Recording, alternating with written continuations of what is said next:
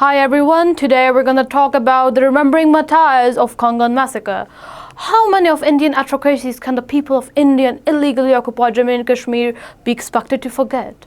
They have been inflicted with so many wounds that if they were to count each act of oppression and dedicate a day to its remembrance, even the 365 days of a year would not suffice. Yet some wounds run so deep that they can never be erased, and in fact these very scars have become the source of the Kashmiris' resilience and unyielding resistance. During India's struggle for independence from British colonial rule, it was largely the single Jallianwala Bagh massacre that came to symbolize the cruelty of the empire.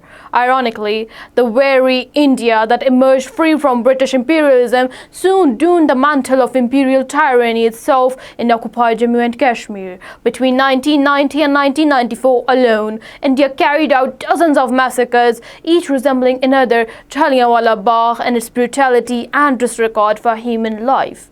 Among them stands the horrific Kangan Massacre. At Thiwan, on this very day in 1990, Indian troops opened indiscriminate fire on a passenger bus, killing 15 innocent people, including women, children, and the elderly, and injuring dozens more. The bus was later set ablaze, leaving survivors traumatized for life. Even after 35 long years, the judicial system of the so-called world's largest democracy has utterly failed to deliver justice to the victim families. Instead, the perpetrators continue to enjoy impunity under the Dark Armed Forces Special Powers Act AFSPA, which yields Indian troops from accountability and legitimizes state terrorism in the territory. Eyewitness to the massacre recounted how the marauding BSF personnel stopped the bus as it traveled from Sonamarg to Kangan and fired without any provocation. They said BSF personnel opened fire on the bus without any reason, and there were only few lucky passengers who barely managed to escape under the cover of darkness.